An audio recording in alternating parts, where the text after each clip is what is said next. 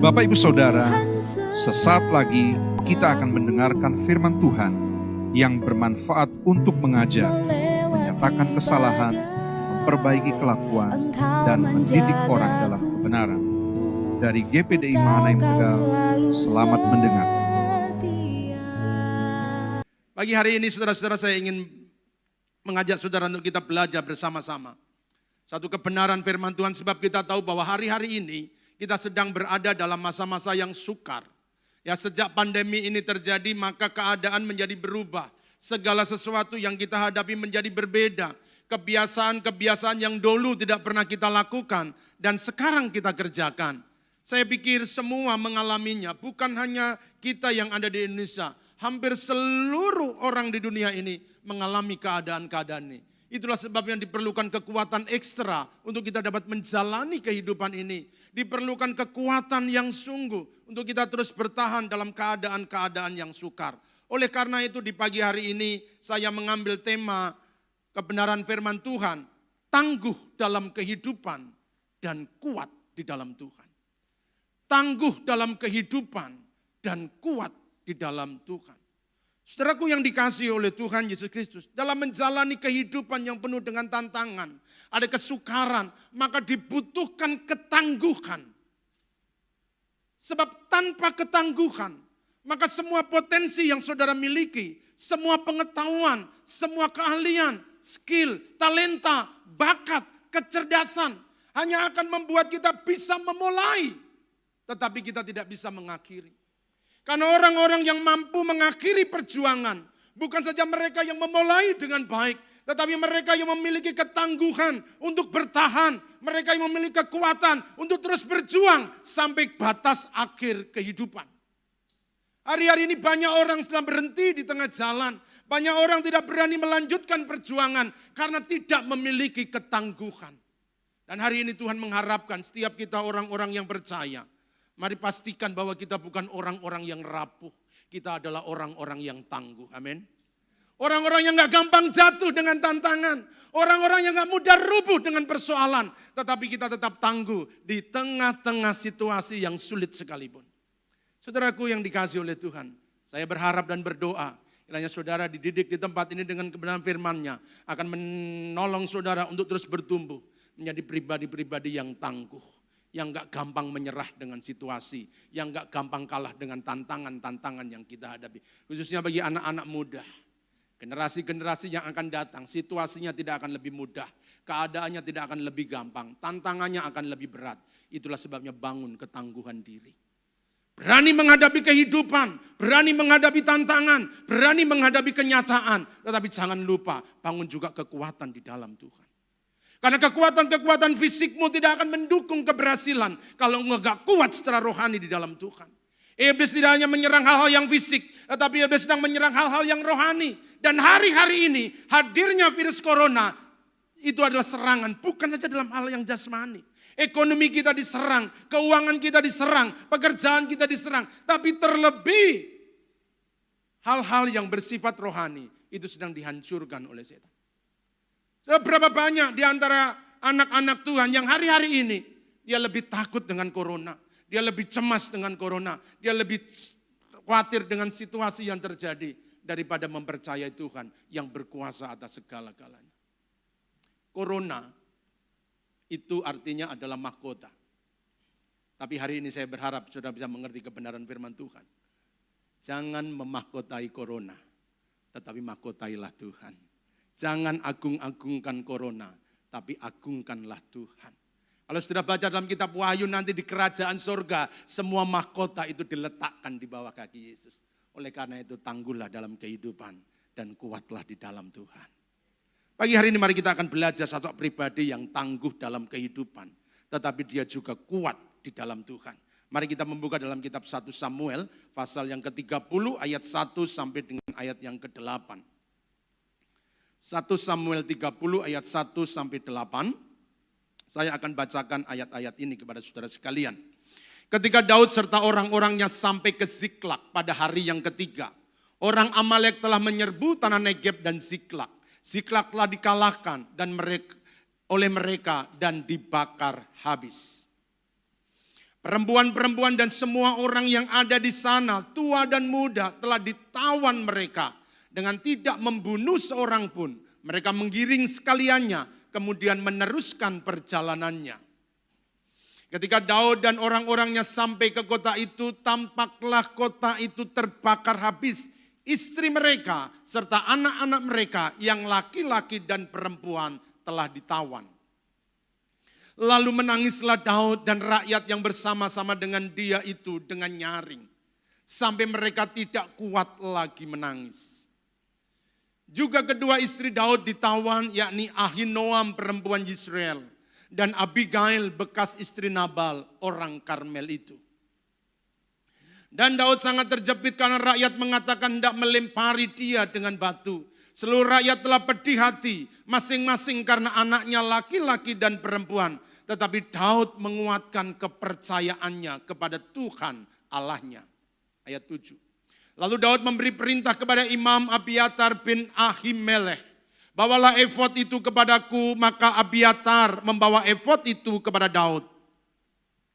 Kemudian bertanyalah Daud kepada Tuhan, katanya, haruskah aku mengejar gerombolan itu? Akan dapatkah mereka kususul? Dan ia berfirman kepadanya, kejarlah.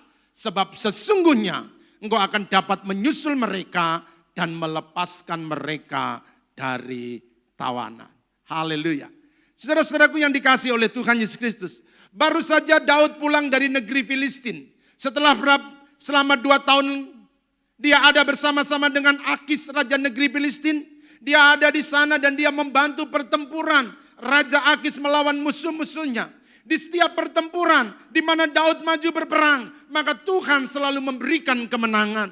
Dan sekarang ketika prajurit-prajurit Filistin sudah tidak lagi suka kepada Daud, maka Daud berserta dengan orang-orang yang bersama-sama dengan dia sekarang kembali ke kotanya, yaitu di kota Siklag. Saudaraku, apa yang terjadi? Alkitab mengisahkan ketika Daud serta orang-orangnya kembali ke kota Siklag.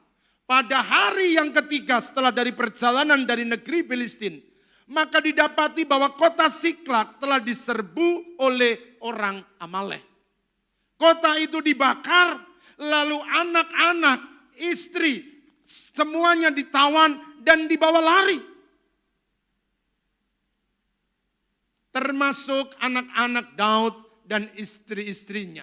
Ada 2 istri yang Alkitab katakan, yaitu Ahinoam dan Abigail.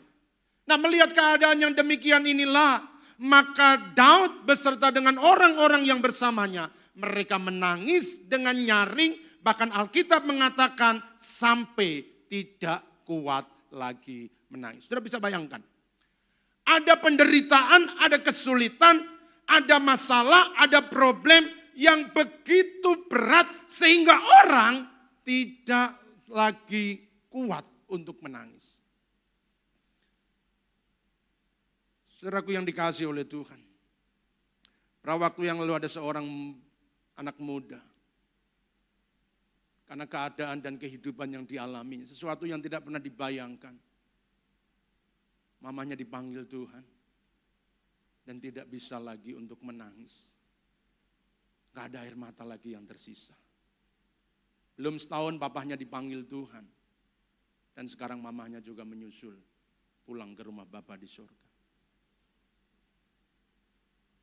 Kemarin dia menghubungi kami untuk mengadakan doa secara virtual.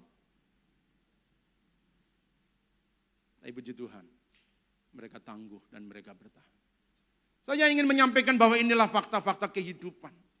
Kadang-kadang ada keadaan-keadaan yang membuat kita tidak lagi mampu untuk menahan dan menanggung penderitaan yang kita alami. Bahkan air mata pun sudah habis rasanya untuk dicurahkan. Dan itu pun tidak bisa menyelesaikan seluruh persoalan yang kita hadapi. Saudaraku yang dikasihi oleh Tuhan, sadarilah bahwa kehidupan tidak selalu memberikan kesukaan. Kehidupan kadang-kadang memberikan kedukaan dalam hidup kita. Kehidupan tidak selalu menawarkan kemudahan. Tetapi kehidupan juga ada kesulitan-kesulitan. Kehidupan tidak senantiasa diwarnai dengan tawa. Tetapi kehidupan juga kadang-kadang diwarnai dengan air mata. Ini fakta yang tidak dapat kita hindari. Adakah di antara kita sejak lahir sampai hari ini tidak pernah meneteskan air mata? Tetapi adakah di antara kita yang sejak lahir sampai hari ini terus tertawa? Tidak. Ada waktunya kita bersuka, ada waktunya kita tertawa, ada waktunya kita bersedih, ada waktunya kita bersukaria, ada duka dan ada suka, ada air mata tetapi juga ada keceriaan. Itulah sebabnya tangguhlah dalam kehidupan. Karena kesukaan tidak akan terus berlangsung selamanya dan kedukaan pun agak tidak berlangsung untuk selama-lamanya. Semuanya ada waktunya, semuanya diukur Tuhan dengan ketepatan, semua ditimbang Tuhan dengan batasan yang tepat sehingga kita mampu untuk menanggungnya. Karena itu bertahanlah dan tangguhlah menghadapi kehidupan. Sekalipun hari-hari ini engkau sedang meneteskan air mata, ada duka yang begitu dalam, ada kesesakan yang begitu hebat yang sedang engkau alami. Tetapi mari kita belajar menjadi pribadi yang tangguh di dalam Tuhan. Sekalipun tantangan tetap ada, sekalipun kesulitan tetap mewarnai dalam kehidupan kita. Tetapi marilah berdiri dan menjadi pribadi-pribadi yang tangguh. Saudaraku yang dikasihi oleh Tuhan, siapa yang pernah menduga kalau 2020 akhirnya kita jalani seperti ini? Tidak pernah ada tanda-tanda bahaya, tapi tiba-tiba bencana terjadi. Kehancuran ekonomi secara mendunia terjadi. Usaha-usaha kita menjadi sulit untuk kita jalani. Tidak ada orang yang merencangkan semuanya ini. Tetapi hari ini kita alami. Hari ini setiap orang mengalami kesukaran yang sama karena COVID-19. Kalau saudara mengikuti berita maka ada banyak perusahaan-perusahaan yang sudah mulai gulung tikar. Ada ribuan orang yang mulai di PHK. Bahkan mungkin ada jutaan orang yang sudah mulai dirumahkan. Tidak ada lagi pekerjaan. Tidak ada lagi penghasilan. Tidak ada lagi pemasukan. Tetapi kebutuhan terus berjalan. Barangkali ada juga di antara jemaat juga mengalami keadaan yang sama. Usaha saudara tidak berjalan seperti tahun-tahun sebelumnya. Yang dulu mungkin penghasilannya cukup untuk memenuhi kebutuhan. Tapi hari-hari ini semua yang kita dapatkan tidak mencukupi untuk memenuhi kebutuhan. Tapi hari ini kita akan belajar. Jadilah orang-orang yang tangguh di dalam Tuhan. Orang-orang yang tangguh, dia tidak akan pernah rubuh. Sekalipun keadaan di sekitarnya mulai runtuh. Barangkali ekonomimu runtuh, usahamu runtuh, keuanganmu runtuh. Apapun yang sedang kau bangun bertahun-tahun, tiba-tiba ambruk, runtuh. Tapi satu pesan yang saya ingin sampaikan pada pagi hari ini, tetaplah tangguh di dalam Tuhan. Jangan menyerah, hadapi kehidupan dengan penuh keberanian. Saudara-saudaraku yang dikasihi oleh Tuhan, bagaimana caranya kita belajar untuk tumbuh menjadi orang-orang yang tangguh? Yang pertama, orang yang tangguh tidak suka mengeluh. Orang yang tangguh tidak suka mengeluh. Dalam ayat yang ke-6 Alkitab berkata demikian, dan Daud sangat terjepit karena rakyat mengatakan hendak melempari dia dengan batu. Saudara-saudaraku, situasi yang sama yang dialami bukan saja oleh Daud, tetapi orang-orang yang menyertainya, mereka juga kehilangan harta benda, mereka kehilangan istri, mereka kehilangan anak-anak, semua keluarga kerabat ditawan oleh musuh. Keadaannya sama, situasinya sama, pengalamannya sama, tetapi responnya berbeda. Orang-orang yang menyertai Daud, mereka mulai ngomel, mereka mulai protes. Bahkan Alkitab berkata mereka hendak melempari dia, melempari Daud dengan batu. Mungkin mereka berkata, Daud, apa yang aku dapatkan setelah 2 tahun aku mengikut engkau, berperang bersama engkau, mengalahkan banyak musuh. Tapi apa hasilnya? Apa yang aku dapatkan? Aku pulang, anak-anakku ditawan. Aku pulang, rumahku habis. Aku pulang, istriku gak ada. Semuanya habis, semuanya lenyap. Tapi hari ini kita belajar sebuah kebenaran. Keadaan memang tidak mudah. Kesulitan bisa terjadi. Kehilangan bisa saja kita alami. Tapi orang-orang yang tangguh, dia tidak pernah mengeluh. Bapak, Ibu, dan saudaraku yang dikasihi oleh Tuhan Yesus Kristus. Hidup ini memang banyak kesulitan. Tetapi jangan mengeluh. Sebab mengeluh tidak akan menghilangkan kesulitan. Sebaliknya mengeluh hanya mempersulit kehidupanmu. Oleh karena itu belajarlah. Orang yang tangguh nggak suka mengeluh. Banyak orang nggak bisa menikmati hidup bukan karena kurangnya fasilitas, bukan kurangnya berkat yang kita miliki, tetapi karena hatinya yang selalu mengeluh. Sehingga tidak pernah menikmati kebahagiaan, tidak pernah menikmati sejahtera, tidak pernah menikmati sukacita, sebab semuanya itu dikeluhkan. Saudaraku, persoalan terjadi bukan untuk dikeluhkan. Persoalan terjadi untuk diselesaikan. Oleh sebab itu beranilah untuk menghadapi. Beranilah untuk menghadapi semua kesulitan yang kita hadapi. Jangan mengeluh. Karena mengeluh akan membuat beban hidup kita akan menjadi semakin berat. Mengeluh tidak akan menyelesaikan apapun dalam hidup kita. Saudara yang mengeluh nggak punya uang, maka uangmu nggak akan tambah banyak. Saudara yang mengeluh karena hari ini belum ada pekerjaan, maka mengeluh pun tidak akan memberikan pekerjaan. Justru sebaliknya. Dengan mengeluh, beban-beban kita akan semakin berat. Saudaraku, orang yang suka mengeluh, itu mereka akan selalu menyalahkan keadaan dan orang lain. Orang-orang yang bersama dengan Daud, karena mereka mengeluh, maka mereka menyalahkan keadaan, mereka menyalahkan Daud yang menjadi pemimpinnya selama ini, yang menjadi orang nomor 1 di dalam pasukan mereka. Tetapi karena keluhan-keluhan yang dia lakukan, maka dia hanya bisa menyalahkan keadaan, dia hanya bisa menyalahkan orang lain. Dan itulah ciri orang yang selalu mengeluh dalam hidup kita. Jangan jadi orang gampang mengeluh. Karena sesungguhnya mengeluh itu bukanlah karena situasi. Mengeluh itu adalah sikap hati. Bukan karena kita kekurangan kita mengeluh. Orang yang suka mengeluh, kekurangan dia mengeluh, tapi kelimpahan pun masih mengeluh. Nganggur mengeluh, aduh gak ada pekerjaan, gak punya duit, gak ada pemasukan. Tapi kalau nanti dapat pekerjaan tetap mengeluh. Pekerjaan kok begini ya, berat rasanya. Gak punya makanan mengeluh, tapi punya makanannya mengeluh. Makannya kurang enak, makannya kurang banyak. Karena mengeluh itu bukan situasi. Mengeluh itu sikap hati. Diberkati, mengeluh. Enggak diberkati, mengeluh. Saudaraku yang dikasihi oleh Tuhan Yesus Kristus. Kalau kita melihat perjalanan bangsa Israel di padang gurun. 40 tahun mereka di padang gurun. Dan hari-hari mereka dipenuhi dengan keluhan.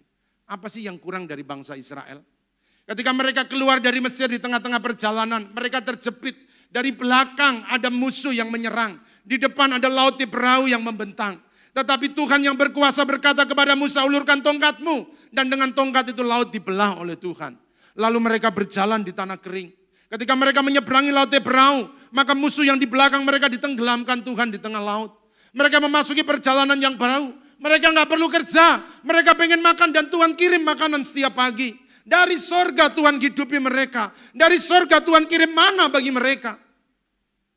Nggak perlu kerja Tuhan cukupi. Mereka perlu minum, Tuhan sediakan. Ada gunung batu yang mengikuti mereka, yang selalu menyediakan minuman bagi mereka.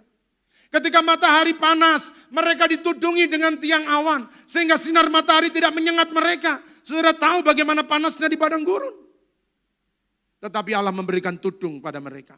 Dan ketika malam hari, mereka tidak berjalan dalam kegelapan, karena Tuhan memberikan tiang api bagi mereka, yang menuntun langkah mereka, yang menyinari perjalanan mereka. Tapi apa yang terjadi? Apakah mereka bersyukur? Apakah mereka berterima kasih kepada Tuhan? Hari-hari yang dilalui dengan keluhan. Mereka mengeluh kepada Musa, mereka bersungut-sungut kepada Musa. Bukan karena kurangnya pemeliharaan Tuhan. Seharusnya mereka hanya tinggal jalan saja, ikuti saja. Kalau tiang awan, tiang api bergerak, mereka bergerak. Dan mereka akan sampai kepada tujuan. Tetapi sayang, keluhan membuat jalan menjadi berat. Keluhan membuat perjalanan menjadi panjang. Saudaraku, jarak antara Mesir ke Kanaan itu tidak lama untuk ditempuh.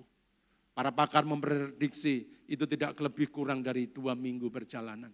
Tetapi karena keluhan, Maka perjalanan itu menjadi panjang. 40 tahun mereka harus berputar-putar di padang gurun.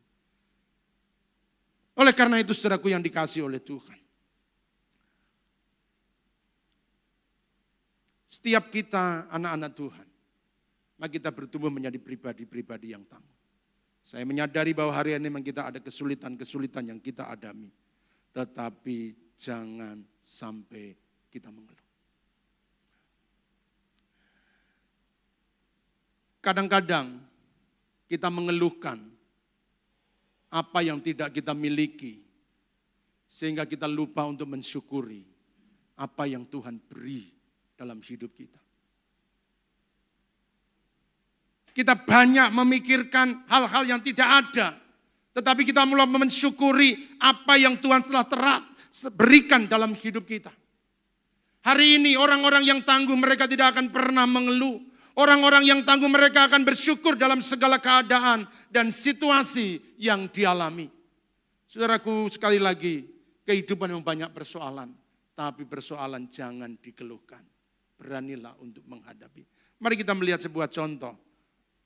Apa yang dialami oleh murid-murid bersama dengan Tuhan Yesus. Dalam kitab Lukas pasal yang ke-9 ayat 12 dan 13. Saya bacakan demikian.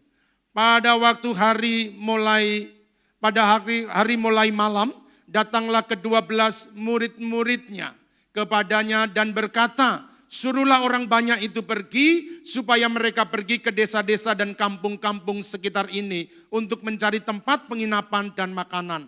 Karena di sini kita berada di tempat yang sunyi, ayat 13. Tetapi ia berkata kepada mereka, kamu harus memberi mereka makan. Mereka menjawab, yang ada pada kami tidak lebih daripada 5 roti dan 2 ikan. Kecuali kami pergi membeli makanan untuk semua orang banyak ini.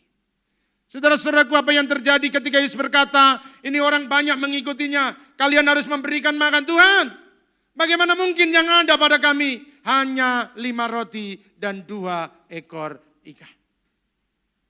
Lihat orang-orang yang mengeluh, bicaranya selalu negatif. Orang-orang yang mengeluh selalu melihat kekurangan.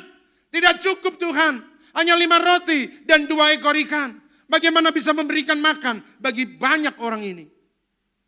Orang-orang yang mengeluh selalu melihat ketidakkurangan. Orang-orang yang mengeluh selalu melihat ketidakcukupan. Tetapi berbeda dengan Tuhan Yesus. Dia tidak pernah mengeluhkan dengan apapun yang terjadi. Hatinya diliputi dengan ucapan syukur. Dan ketika Yesus menerima 5 roti dan 2 ekor ikan, lalu dia menengadah dan mengucap syukur. Dari apa yang dia miliki, cukup untuk memberi makan 5.000 orang. Bapak Ibu, apapun yang saudara pegang pada hari ini, belajarlah mensyukuri. Lihatlah orang-orang di luar sana. Kalau saudara melihat mereka tidak mengeluh, bukan berarti mereka enggak punya masalah. Kalau mereka enggak mengeluh, bukan berarti mereka tidak susah. Mereka juga punya masalah. Mereka juga mengalami kesusahan. Tapi mereka bisa menutupi segala kesulitan, kesusahan, kekurangan dengan ucapan syukur. Sehingga tidak ada keluhan yang terjadi. Orang-orang yang tangguh tidak suka mengeluh. Yang kedua, bagaimana kita menjadi orang-orang yang tangguh? Yang kedua, orang-orang yang tangguh, imannya itu teguh. Ayat yang ke-6 sekali lagi saya bacakan buat saudara sekalian. Dan Daud sangat terjepit karena rakyat mengatakan tidak melempari dia dengan batu. Seluruh rakyat itu telah pedih hati masing-masing. Karena anak-anaknya laki-laki dan perempuan. Perhatikan. Tetapi Daud menguatkan kepercayaannya kepada Tuhan Allahnya. Tetapi Daud menguatkan kepercayaannya kepada Tuhan Allahnya. Saudaraku, situasinya memang sulit. Daud terjepit, anak-anaknya ditawan, istrinya ditawan, rumahnya dibakar, kotanya habis, harta benda lenyap, dan sekarang orang-orang yang mengikutinya hendak melemparinya dengan batu. Dalam keadaan yang seperti ini, apa yang dilakukan oleh Daud? Alkitab mencatat, tetapi Daud menguatkan kepercayaannya kepada Tuhan Allahnya. Tengah-tengah situasi yang sukar yang sedang kita hadapi, mari kita belajar dari imannya Daud. Orang-orang yang tangguh, imannya itu teguh. Daud menguatkan kepercayaannya kepada Tuhan. Saudaraku, mempercayai Tuhan dalam kelimpahan itu gampang. Mempercayai Tuhan dalam berkat-berkatnya itu mudah. Mempercayai Tuhan segala keadaannya aman itu mudah. Tetapi bagaimana kita apakah tetap bisa mempercayai Tuhan ketika kita dalam kehilangan? Apakah kita tetap mempercayai Tuhan ketika keadaan-keadaan yang buruk sedang kita alami? Daud diberkati, dia percaya kepada Tuhan. Tetapi dalam keadaan yang terjepit, ia justru makin menguatkan kepercayaannya kepada Tuhan. Dan saya berharap setiap Bapak Ibu saudara sekalian, dimanapun saudara berada pada hari ini, ketika saudara mendengarkan firman Tuhan di pagi hari ini, mari jadilah orang-orang yang tangguh, yang memiliki iman yang teguh. Dalam kesukaran saudara tidak meninggalkan Tuhan. Dalam keadaan-keadaan yang saudara tidak lari dari Tuhan. Sebaliknya ketika keadaan buruk itu terjadi, maka semakin menguatkan kepercayaannya kepada Tuhan. Inilah waktunya buat setiap kita anak-anak Tuhan. Bukan lari dari Tuhan, bukan menjauhi Tuhan, tetapi waktunya kita mengokohkan keyakinan kita, meneguhkan iman kita untuk semakin mempercayai Tuhan. Kalau sebelum corona Tuhan bisa menolong kita, maka masa corona pun Tuhan tetap masih menolong kita. Itu menguatkan kepercayaan. Kalau engkau sehat Tuhan masih menolongmu, maka sakit pun Tuhan masih bisa menyembuhkannya. Itu menguatkan kepercayaan. Jangan hilang keyakinan. Jangan hilang kepercayaan. Sebab Alkitab berkata, Yesus Kristus tetap sama. Dahulu, sekarang, dan selama-lamanya. Keadaan bisa berubah, tapi kuasa Tuhan tidak akan pernah berubah.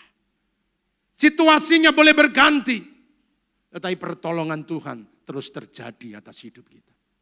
Oleh karena itu kuatkanlah kepercayaanmu kepada Tuhan. Jangan hilang harapan, jangan hilang keyakinan, jangan hilang kepercayaan. Apapun yang kita hadapi, Tuhan masih berkuasa untuk menolong anak-anaknya. Saudara-saudaraku yang dikasihi oleh Tuhan Yesus Kristus, mempercayai Tuhan itu adalah sebuah keputusan. Dalam kitab Ibrani pasal yang ke-11 ayat yang ke-6, Ibrani 11 ini sedang kita bahas dalam menara doa malam. Itulah sebabnya saya dorong saudara, kalau saudara punya kesempatan, saudara bisa bergabung di tempat ini. Tetapi kalau saudara mengikuti secara live streaming, ikuti setiap malam. Saudara akan dibukakan kebenaran-kebenaran tentang iman. Ada aspek-aspek iman yang akan memperlengkapi dan memperdalam pemahaman kita tentang percaya kita kepada Tuhan. Kita baru mulai dari ayat yang pertama, dan hari Senin nanti akan dilanjutkan dengan ayat yang kedua, sampai seluruh pasal itu kita selesai pelajari. Sekali lagi, mari ikuti bersama-sama. Sekarang saya hanya mengutip dari ayat yang ke-6 saja, firman Tuhan berkata demikian. Tetapi tanpa iman, tidak mungkin orang berkenan kepada Allah. Jadi saudara diterima Tuhan, saudara dikenan Tuhan, itu didasarkan iman. Bukan karena perbuatan yang kita lakukan. Sebab barang siapa berpaling kepada Allah, ia harus percaya bahwa Allah ada. Dan bahwa Allah memberi upah kepada orang-orang yang sungguh-sungguh mencari Dia. Ini yang dilakukan oleh Daud. Dia menguatkan kepercayaannya kepada Tuhan. Keadaannya memang sulit, situasinya sedang menjepit. Semuanya habis, semuanya lenyap, semua hilang. Tetapi Daud menguatkan kepercayaannya kepada Tuhan. Dia percaya bahwa Allah ada menyertai dia. Dia percaya bahwa Allah tidak akan pernah meninggalkan dia. Dia percaya bahwa Allah pasti akan menolongnya. Sebab dia yakin bukan saja Allah ada, tetapi dia yakin bahwa Allah akan memberi upah kepada orang-orang yang sungguh-sungguh mencari dia. Itulah sebabnya berbeda dengan orang-orang yang mengikutinya. Imannya tangguh, imannya teguh. Dia tetap kokoh, dia tetap kuat. Dia mempercayakan keyakinannya kepada Tuhan. Saudaraku yang dikasihi oleh Tuhan, sekali lagi hari ini mari kuatkan kepercayaan kita kepada Tuhan. Jangan pernah ragu kepada Tuhan karena situasi-situasi yang terjadi. Percayalah Tuhan berkuasa untuk menolong kita. Percayalah bahwa Tuhan mampu untuk menyelesaikan semua yang kita hadapi. Keadaan-keadaan yang berubah itu tidak akan pernah merubah keadaan Allah. Dia tetap sama. Kuasanya tidak pernah berubah. Kehebatannya tidak akan pernah berubah. Pertolongannya akan terus dinyatakan bagi orang-orang yang percaya kepadanya. Oleh karena itu kalau engkau sedang mengalami kesulitan, kuatkan kepercayaan. Suami-suami kuatkan kepercayaan istri. Istri-istri dukung keyakinan suami. Kalau sudah mulai goyah, sudah mulai lemah, waktunya kuatkan kepercayaan. Pah percaya, Tuhan pasti tolong. Mah percaya, Tuhan pasti menyelesaikan. Daud memilih untuk menguatkan kepercayaannya daripada dia takut.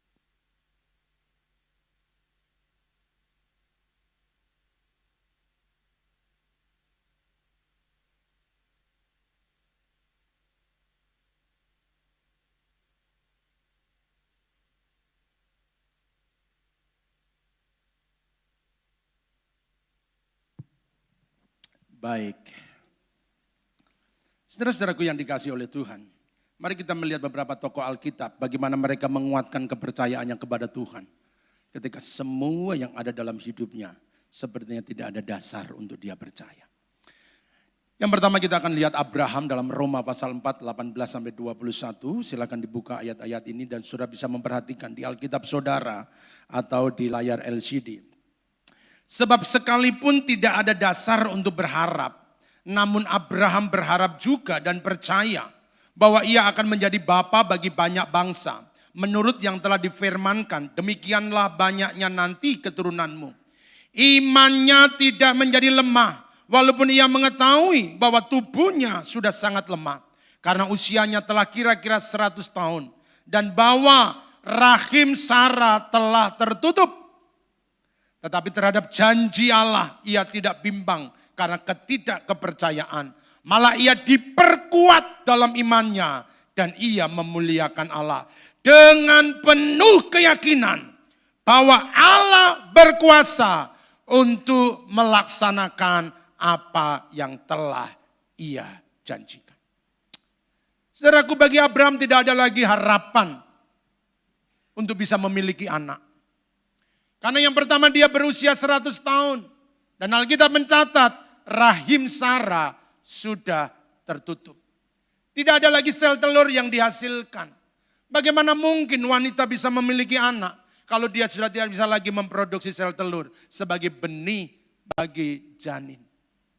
Tidak mungkin rasanya. Mustahil bisa memiliki anak.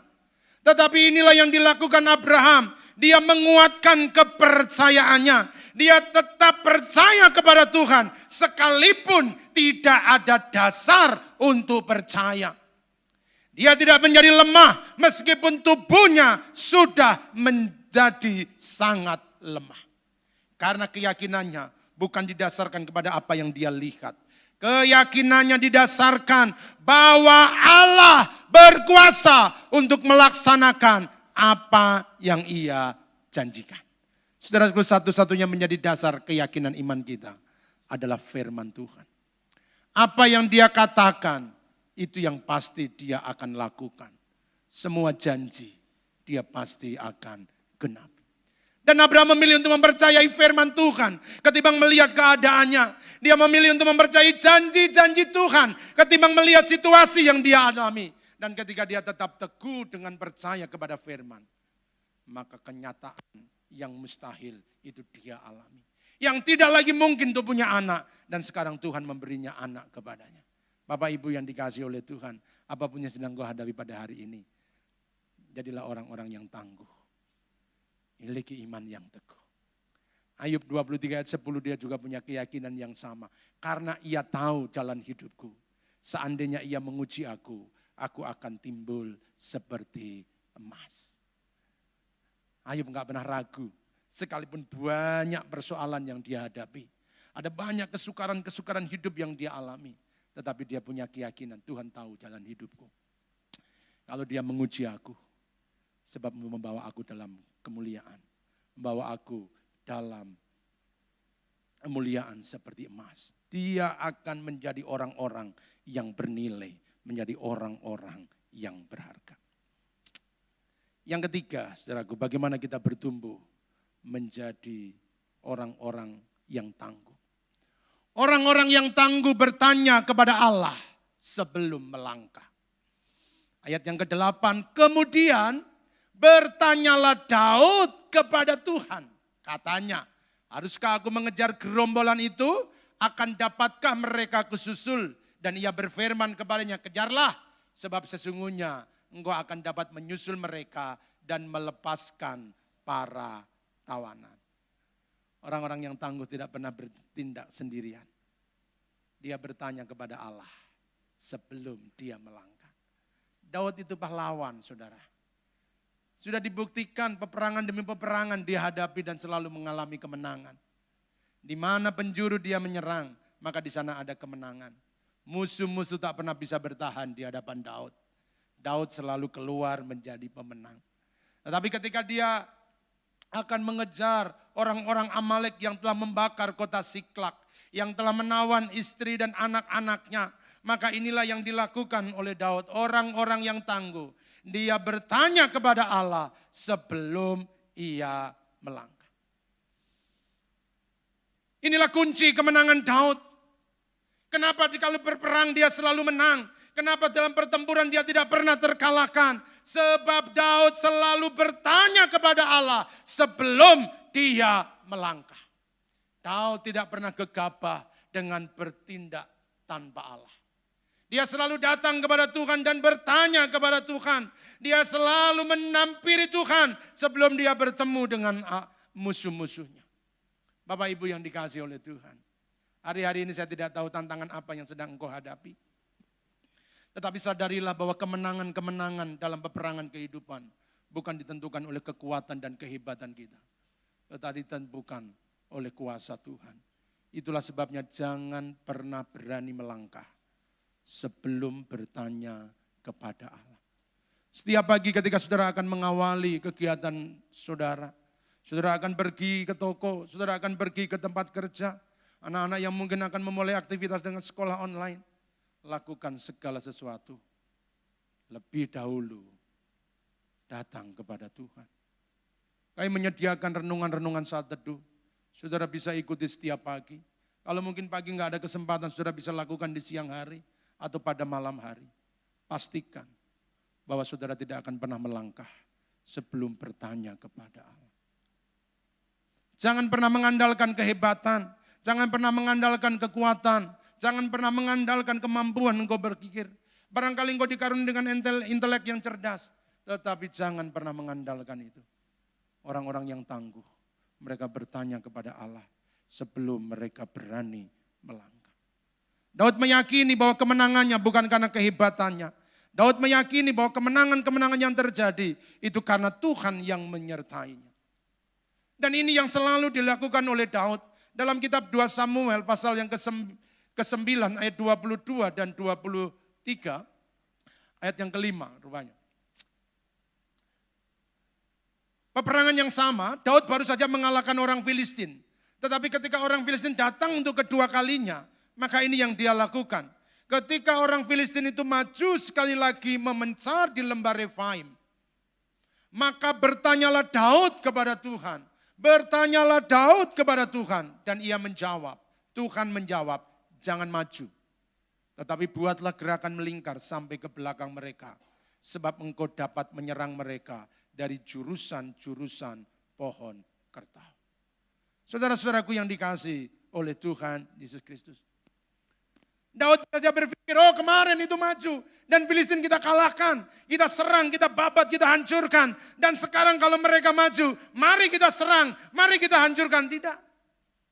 Daud kembali bertanya kepada Allah. Boleh menyerang atau tidak? Dan Tuhan berkata, jangan maju. Buatlah gerakan melingkar. Saudaraku yang dikasihi oleh Tuhan. Banyak cara yang Tuhan bisa pakai untuk menolong kita. Allah tidak pernah kekurangan cara untuk menolong anak-anaknya. Kalau pertama Daud perintahkan serang dan dia mengalami kemenangan. Tapi kali ini Tuhan berfirman, jangan serang, buat gerakan melingkar. Dan Allah juga memberikan kemenangan. Oleh karena itu jangan mengandalkan pengalaman-pengalaman. Barangkali engkau berkata, oh bisnis yang ini sudah biasa. Udah puluhan tahun aku lakukan dan semuanya berhasil. Kalau yang begini ini gampang. Berkali-kali aku selalu mengalami keuntungan. Tapi hari ini orang-orang yang tangguh, dia bertanya kepada Allah sebelum dia melangkah. Apapun yang akan saudara hadapi di hari-hari depan, jangan gegabah. Bertanyalah kepada Allah sebelum kita melangkah. Di tengah-tengah pandemi yang sedang terjadi, mungkin saudara sedang ada di persimpangan jalan. Usaha apa yang akan dikerjakan, apalagi yang akan dilakukan. Tapi hari ini kita belajar, orang-orang yang tangguh adalah orang-orang yang bertanya kepada Allah sebelum ia melangkah. Kitab Mazmur pasal 37 ayat 5 berkata demikian. Serahkanlah hidupmu kepada Tuhan dan percayalah kepadanya dan ia akan bertindak. Saudara-saudaraku yang dikasihi oleh Tuhan. Beranikanlah diri untuk mempercayakan sepenuhnya kepada Tuhan. Dan izinkan tangan Tuhan bertindak atas hidup kita. Daud menyerahkan semuanya kepada Tuhan. Daud tidak pernah berjalan tanpa arahan Tuhan. Daud tidak pernah berjalan tanpa melihat petunjuk Tuhan. Daud selalu bertemu kepada Allah sebelum dia bertemu dengan musuhnya. Daud memilih untuk menjumpai Tuhan sebelum dia menjumpai musuh-musuhnya. Saudaraku yang dikasihi oleh Tuhan pagi hari ini, beranikanlah diri untuk melangkah bersama-sama dengan Allah. Percayalah, bersama-sama dengan Allah, kita akan melihat kemenangan demi kemenangan terjadi dalam hidup kita. Dan yang terakhir, orang-orang yang tangguh adalah berani mengejar musuh.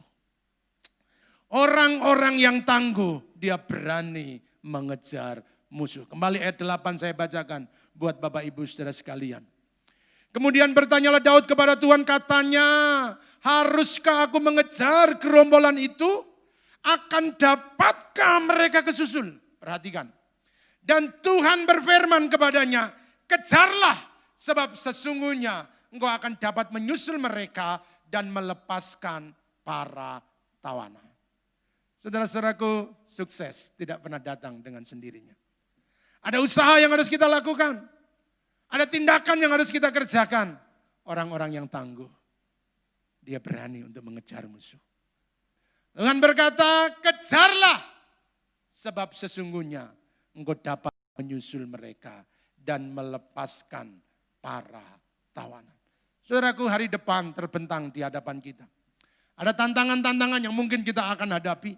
Ada kesulitan-kesulitan yang mungkin akan bertaburan di sepanjang perjalanan.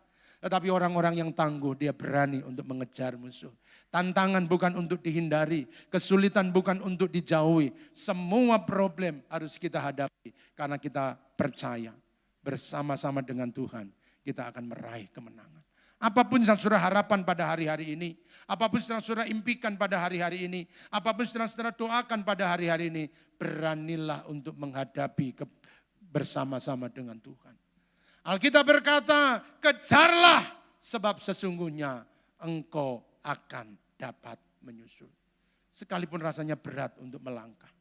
Keadaannya tidak seperti yang lalu. Situasinya sudah berubah. Tapi percayalah kepada firman Allah. Kejarlah sebab sesungguhnya engkau akan dapat menyusul mereka. Saudaraku yang dikasihi oleh Tuhan, jangan pernah berhenti di tengah jalan. Teruslah berjuang. Teruslah mengejar impian. Karena ada Tuhan yang menyertai kita. Satu ayat terakhir untuk mengakhiri renungan firman pagi hari ini. 2 Timotius 1 ayat yang ke-7. Perhatikan. Sebab Allah memberikan kepada kita bukan roh ketakutan, melainkan roh yang membangkitkan kekuatan, kasih, dan ketertiban. Saudaraku, Allah tidak pernah memberikan ketakutan. Cuma setan yang memberikan ketakutan kepada Tuhan, kepada kita. Allah memberikan roh keberanian dalam hidup kita. Rohnya membangkitkan kekuatan, rohnya membangkitkan keberanian, rohnya membangkitkan keyakinan dan kepercayaan bahwa bersama-sama dengan Tuhan kita akan meraih kemenangan. Itulah sebabnya tegakkan kepala dan mulai songsong masa depan bersama dengan Tuhan. Seberat apapun persoalan yang engkau hadapi, jangan menyerah. Teruslah melangkah bersama dengan Tuhan. Sekalipun keadaannya sulit, baik percayalah. Tuhan kita lebih besar, Tuhan kita lebih berkuasa. Dia berikan rohnya untuk menyertai kita. Haleluya, haleluya.